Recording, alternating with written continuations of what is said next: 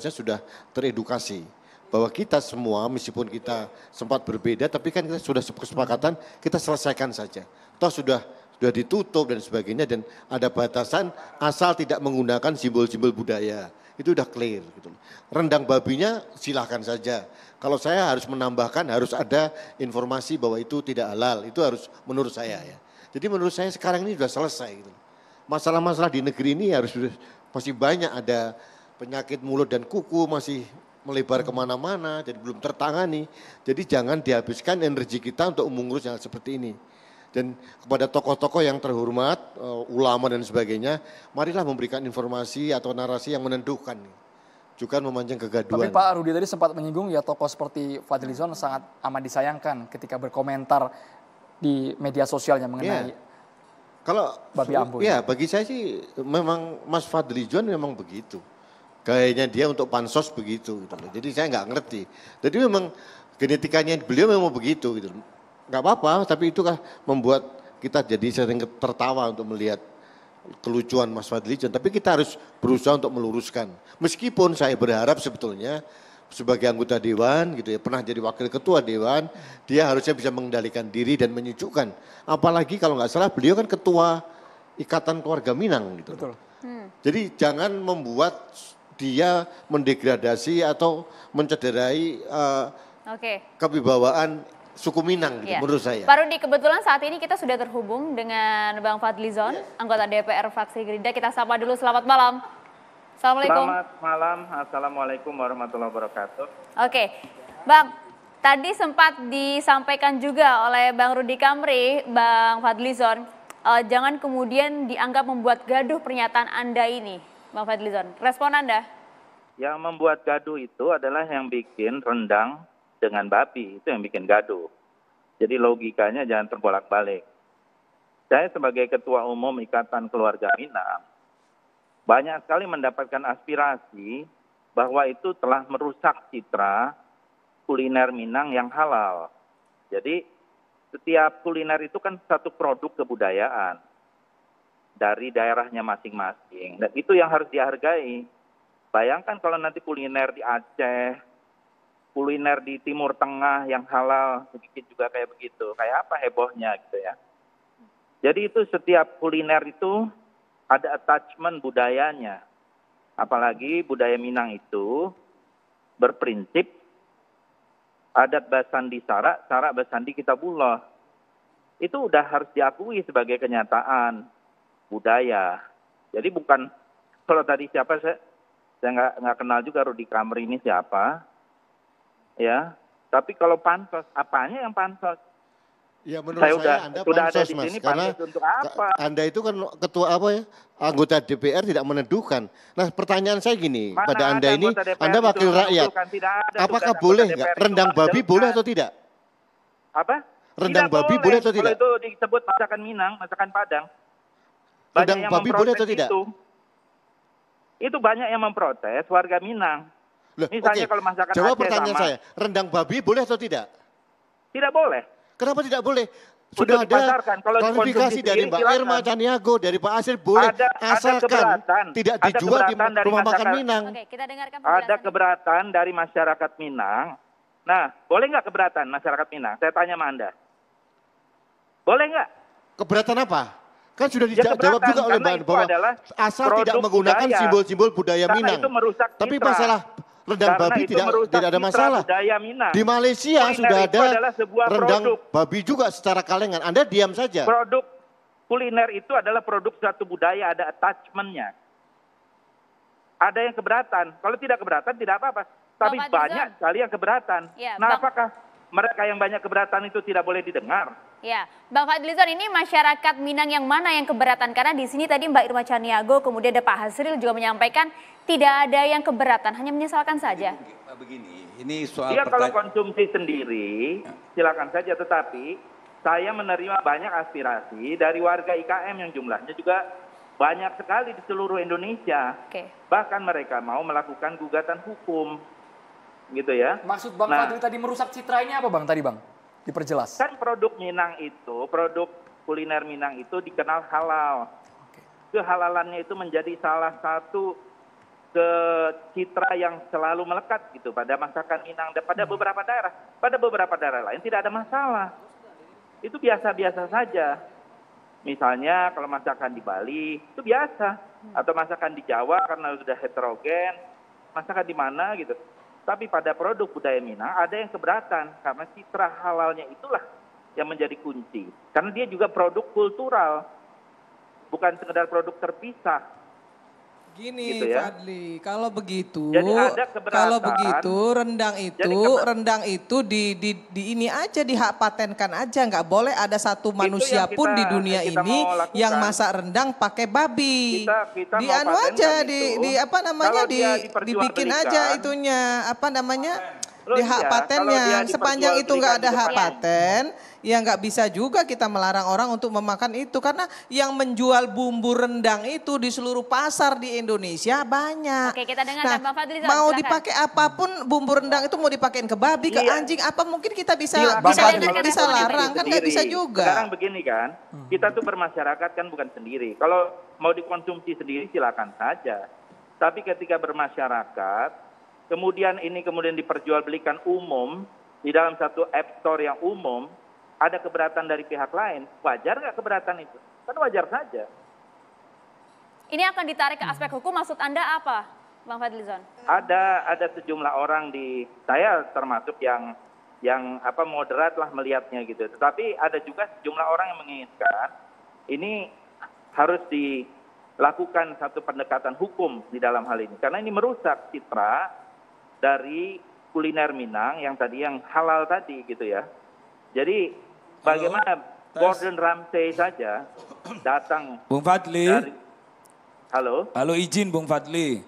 Jadi Gordon Ramsay saja datang ke Sumatera Barat, ke ranah Minang, itu menghormati adat budaya setempat. Bung Fadli. Yaitu dengan menggunakan Bung Fadli. daging yang halal. Bang Fadli, Ya, ada Bung yang Fadli, ingin bertanya ini izin, dari Gus izin, Bung Rofi. Fadli. Silakan langsung ke poinnya Gus Rofi. Bung Fadli, selain kita ini punya budaya, punya adat, kita ini kan ya juga orang agama ya. Agama kita itu kan Islam. Nah, sudah jelas kullu bani Adam khotta'un wa khairul khotta'ina tawwabun, gitu loh. Nah, setiap manusia itu pasti mempunyai dosa. Nah, kecuali kalau Sergio ini masih melakukan pembangkangan, itu pantaslah Bung Fadli menerima aspirasi lalu kemudian dipidanakan. Tetapi ketika ini sudah tutup 2 tahun, lalu kemudian dia juga sudah minta maaf secara terbuka, terus kita pidanakan, kita belani, tapi kita tidak menampilkan budaya yang baik, tidak menampilkan bagaimana kita untuk siar agama kita gitu loh Bang Fadli. Kita akan Jadi menjadi begini, bahan tertawaan. begini. Enggak, apalagi Bahan tadi Bu tertawaan Irma. siapa? Tidak ada bahan tertawaan siapa? Ya, kita Begini, dengarkan dulu. Saya kira Bang Fadli, orang apalagi bilang Bu itu sudah Irma jelas ya. tadi. Tertawaan siapa? Tidak Bukan. ada tertawaan. Bung Kita Fadli, mengangkat ini apalagi juga. Bu Irma, Pak Hasril, ya beliau-beliau ini kan ya juga kita dengarkan ya, kita menghargai beliau. Iya, ini ada sekelompok orang, ya sekelompok masyarakat, karena ini kan menjadi domain publik. Sekali lagi saya garis bawahi, kalau misalnya itu untuk keperluan pribadi sendiri silakan saja. Betul Tidak ada Bung masalah. Fadli, tapi jenengan diperjualbelikan di sebagai depan tokoh, umum. sebagai wakil rakyat juga harus meredam. Kan Loh, gini kan, surat apanya edaran meredam? Saya Kapolri ada berkomentar, namanya menyampaikan restoratif aspirasi justice. itu. Lah kalau Baca jenengan nggak setiap Twitter saya mendapatkan aspirasi, lalu ini Anda Loh, mainkan memang iya aspirasi. untuk Saya memperkeruh, nah itu membawa- nggak baik gitu loh Bung membawa Fadli. Kita dengarkan dulu, aspirasi Gus Rofi, orang ditahan Minang dulu. yang jumlahnya juga jutaan. Mereka keberatan. Maksud Gitu Anda loh. tuduhan sedang memainkan Bang Fadli. Dianggap Gus Rofi sedang memainkan isu yang lagi viral kemudian menanggapi dari Bung Fadlizon. Begini Bung Fadli, ini kan orang sudah klarifikasi tuh. Sudah meminta maaf. minta maaf. Oh iya. kalau Sudah saya secara sudah- terbuka gitu loh. Maka Ya, tugas Anda ini mau Anda, menanggapi pernyataan makanya saya yang mana? istimewanya Bung Fadli sebagai wakil rakyat. Bukan, Kenapa Anda Anda ini mau- diberi mau amanah menanggapi oleh Allah yang sebagai mana? wakil rakyat? Jadi- Yaitu untuk meredam. Oke, kita dengarkan Diberi respon dari edukasi Bang Kok Fadlizon. gitu Anda loh. mengharapkan saya yang meredam, orang itu yang juga harus meredam. Kalau saya dari awal juga biasa-biasa saja tanggapan saya. Baca Twitter saya, sangat rasional. Tapi Monggo aja Bung Fadli, silakan, monggo. Tapi kalau bagi saya ya, saya orang beragama, walaupun mereka itu non Muslim, ini yang diajarkan oleh guru kita Gus Dur. Kita hargai. Maka kita edukasi gitu loh Bung Fadli. Oke. Bang Fadli, Yang tidak berarti menghargai jelas itu ya siapa? Bang Fadli, kalimat Anda di media sosial, kalau ada yang gunakan daging babi, jelas melukai orang Minang atau Padang. Iya. Itu clear ya Bung Fadli? Clear.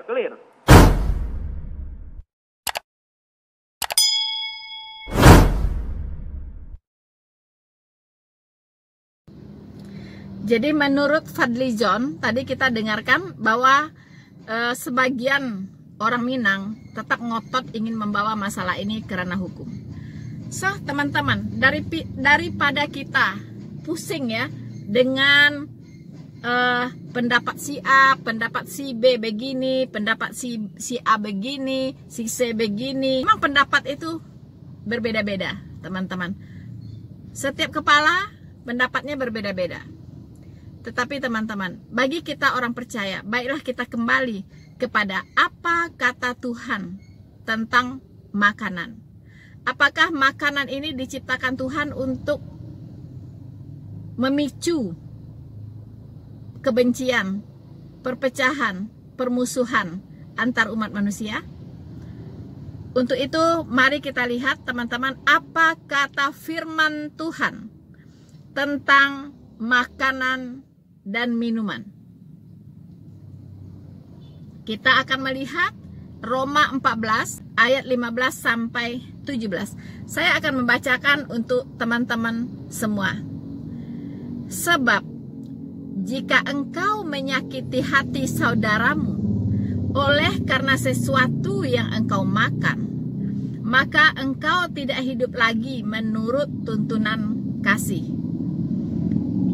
Janganlah engkau membinasakan saudaramu oleh karena makananmu, karena Kristus telah mati untuk kita.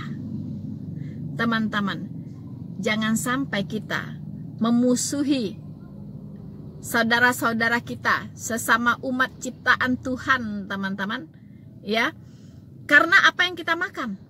Begitu. Kita menganggap makanan itu sesuatu yang suci, yang sakral bahkan, ya. Jadi tidak boleh ya di macam-macamkan, begitu ya. Tidak boleh dimacam-macamkan oleh saudara-saudara kita yang lain.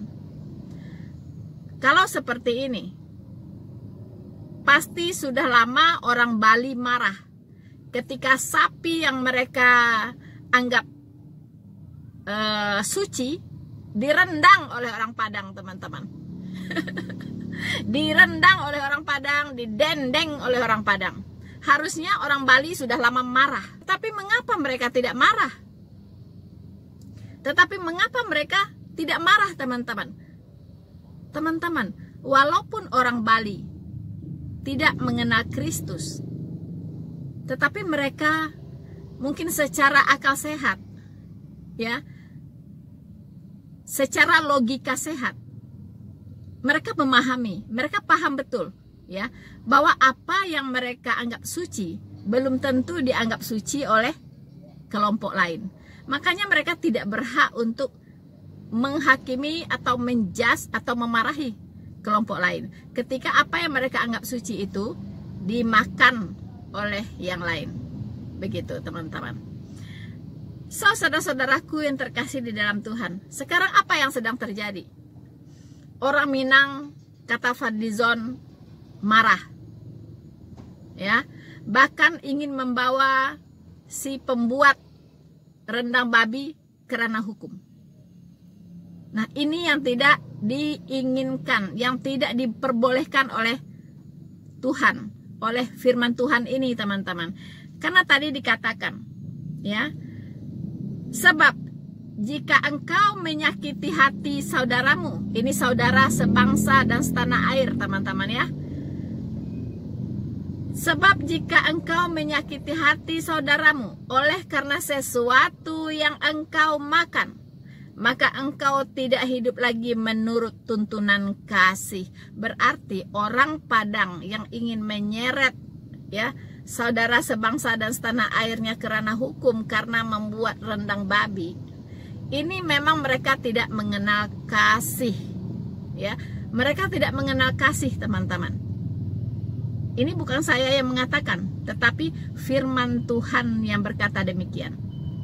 Karena makanan, ya, kamu menyakiti saudaramu, itu kamu tidak hidup di dalam kasih. So, saudara-saudaraku yang terkasih di dalam Tuhan, saya lanjutkan ayat 16. Apa yang baik yang kamu miliki, janganlah kamu biarkan difitnah. Sebab kerajaan Allah, dengarkan baik-baik, saudara-saudaraku sebangsa dan setanah air, ya, dimanapun Anda berada, dengarkan baik-baik. Sebab kerajaan Allah bukanlah soal makanan dan minuman, tetapi soal kebenaran, damai sejahtera dan sukacita oleh Roh Kudus. Ya, jadi kebenaran, ya. Jadi kerajaan Allah itu bukan masalah makanan dan minuman, tetapi adalah soal kebenaran, ya. Damai sejahtera dan sukacita oleh Roh Kudus. Itulah kerajaan Allah. Atau kerajaan Allah disebut juga sorga. Kerajaan sorga itu adalah kerajaan Allah. Jadi kalau ingin masuk sorga, bukan lagi berkutat di masalah makanan dan minuman, tetapi Anda harus mengenal kebenaran. Ya, harus mengenal kebenaran, hidup di dalam kebenaran. Ya. Nah, itulah masalah kerajaan sorga. Bukan lagi masalah makanan dan minuman.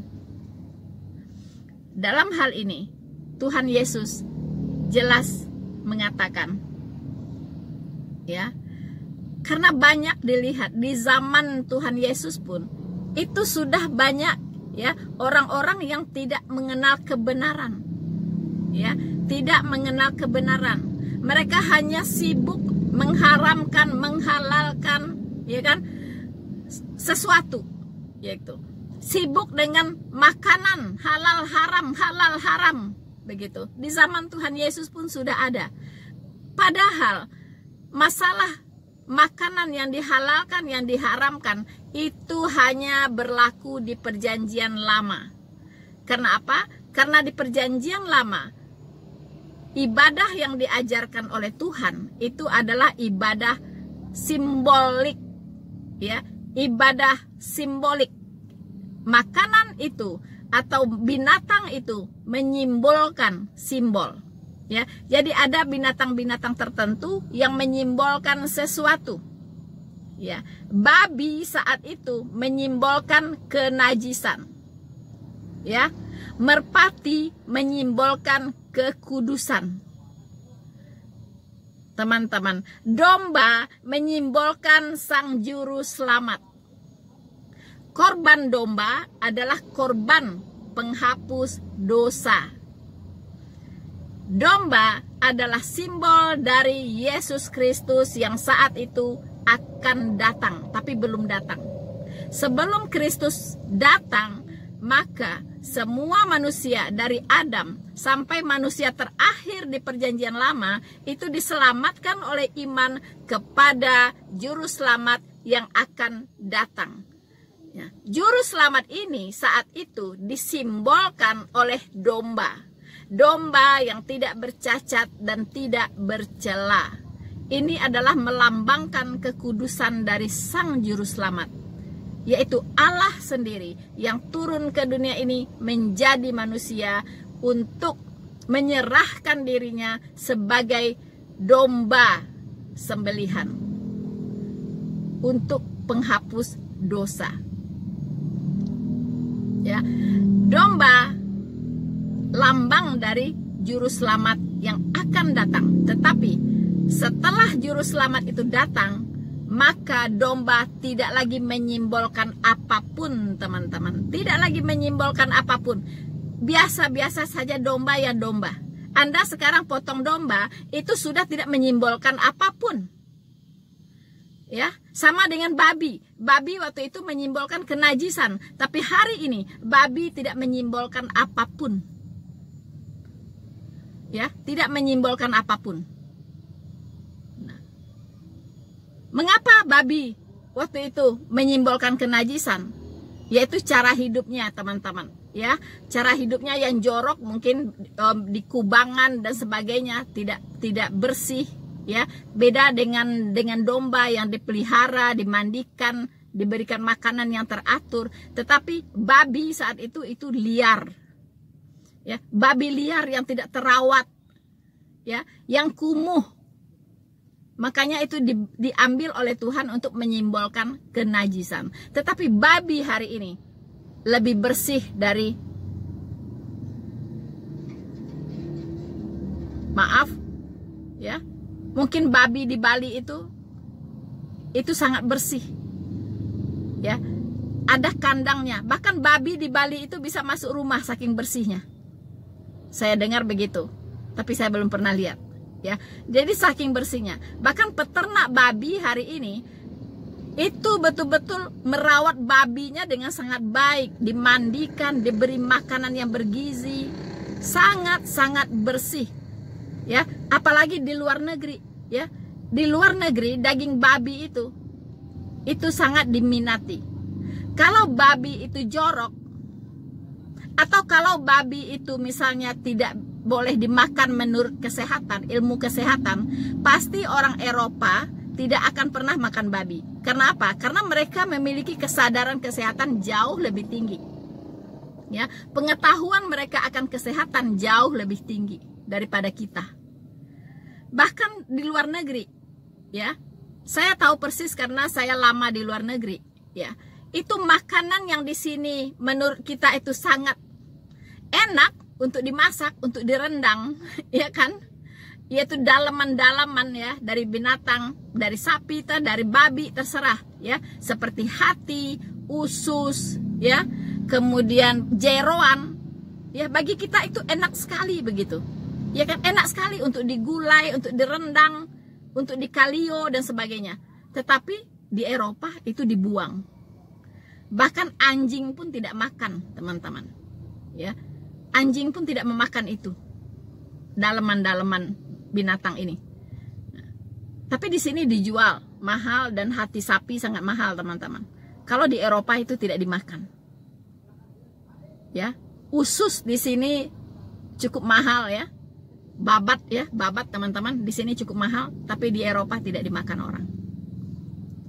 Nah, teman-teman, jadi bagaimana ketika binatang itu tidak lagi menyimbolkan apapun? Karena zaman ibadah simbolistik itu sudah berakhir sampai Yohanes Pembaptis tampil. Itu adalah bagian dari hukum Taurat, yaitu tata ibadah di zaman hukum Taurat. Dan ini sudah digenapi oleh hukum kasih, ya, yaitu beribadah hakikat, secara hakikat, tidak lagi beribadah secara simbol, ya. Setelah hukum Taurat berakhir, Tuhan memerintahkan semua umat manusia beribadah di dalam roh dan kebenaran, yaitu beribadah secara hakikat. Secara hakikat, tidak dibatasi lagi oleh cara, tidak dibatasi lagi oleh tempat, tidak dibatasi lagi oleh waktu. Tapi ibadah hakikat adalah beribadah secara langsung, beribadah secara hati. Hati kita, ya, roh kita berbicara langsung dengan Tuhan. Dimanapun, kapanpun, dengan cara apapun, setiap saat. Tidak dibatasi oleh apapun. Setiap saat kita bisa berkomunikasi dengan Tuhan tanpa ada yang bisa menghalangi. Saudara-saudaraku yang terkasih di dalam Tuhan, Tuhan Yesus menjelaskan betapa Tuhan melihat saat itu orang-orang yang sibuk, ya, dengan makanan, menghalalkan, mengharamkan, ya, tetapi tidak mengenal kebenaran. Apa kata Tuhan Yesus? Saya akan bacakan untuk kita semua. Matius 15 ayat 7 dan seterusnya. Hai orang-orang munafik, benarlah nubuatan Yesaya tentang kamu. Bangsa ini memuliakan aku dengan bibirnya, padahal hatinya jauh daripadaku.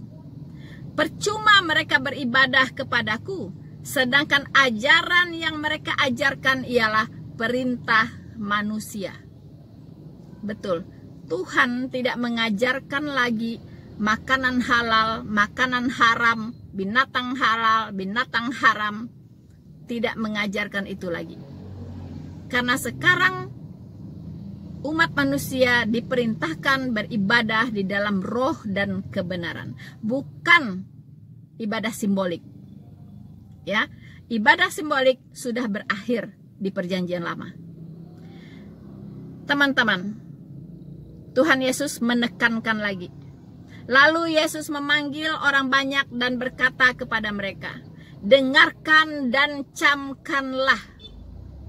Bukan yang masuk ke dalam mulut yang menajiskan orang, melainkan yang keluar dari mulut, itulah yang menajiskan orang.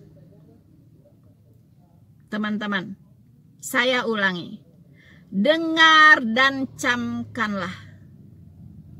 Bukan yang masuk ke dalam mulut, bukan yang masuk ke dalam mulut ini yang menajiskan orang, melainkan yang keluar dari mulut, itulah yang menajiskan orang. Teman-teman, rupanya murid-muridnya kurang paham. Akhirnya murid ini bertanya kepada Tuhan Yesus. Maka datanglah murid-muridnya dan bertanya kepadanya, engkau tahu bahwa perkataanmu itu telah menjadi batu sandungan bagi orang-orang Farisi? Kata murid-muridnya, apa yang diperkatakan Tuhan Yesus katanya sudah menjadi batu sandungan bagi orang-orang Farisi. Memang orang Farisi ini adalah orang-orang munafik. Ya, mereka adalah orang-orang munafik, teman-teman. Ya. Kemudian apa jawab Tuhan Yesus? Biarkanlah mereka itu. Mereka orang buta menuntun orang buta. Jika orang buta menuntun orang buta, pasti keduanya jatuh ke dalam lubang. Teman-teman, hari ini banyak orang sibuk memberikan komentar ya terhadap masalah ini yang diangkat ini tentang rendang Padang non halal ini, teman-teman. Berbagai macam ya pendapat, berbagai macam pendapat. Ya, sampai pusing yang mendengarkan, teman-teman, ya. Tetapi apa maksudnya orang buta menuntun orang buta? Karena mereka tidak mengenal kebenaran, teman-teman. Ya, mereka memberikan pendapat ya tanpa mengenal mana yang benar. Apa yang benar menurut Tuhan. Ya. Lalu jawab Yesus, kamu pun masih belum paham. Kamu pun masih belum dapat memahaminya. Ya. Apa maksudnya orang buta menuntun orang buta itu? Ya. Kata Tuhan Yesus, tidak tahukah kamu bahwa segala sesuatu yang masuk ke dalam mulut turun ke dalam perut lalu dibuang di jamban? Teman-teman, segala yang masuk ke mulut turun ke dalam perut lalu dibuang di jamban. Tetapi apa yang keluar dari mulut berasal dari hati, dan itulah yang menajiskan orang. Karena dari hati timbul segala pikiran jahat, pembunuhan, perzinahan, percabulan, pencurian, sumpah palsu, dan hujat. Itulah yang menajiskan orang. So, teman-teman, clear ya, jelas sekali apa yang diajarkan oleh Tuhan kita. Ya, kita tidak perlu bermusuhan hanya gara-gara makanan. Ya, kita tidak perlu membenci saudara kita sebangsa dan setanah air hanya gara-gara makanan. Rendah sekali. Ya, ini rendah sekali begitu. Ya. Tuhan Yesus mengajarkan, kalau karena makanan engkau ingin membinasakan saudaramu, maka engkau itu tidak hidup di dalam kasih. Masa sih gara-gara makanan mau dibawa ke pengadilan, mau dipenjarakan mungkin?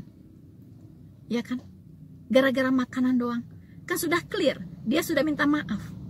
Bahkan saya sudah memberikan satu sebutan, kalau ingin saudara-saudara yang non-muslim membuat rendang babi, ya, tinggal diberi judul rendang babi non Padang, no problem, ya kan?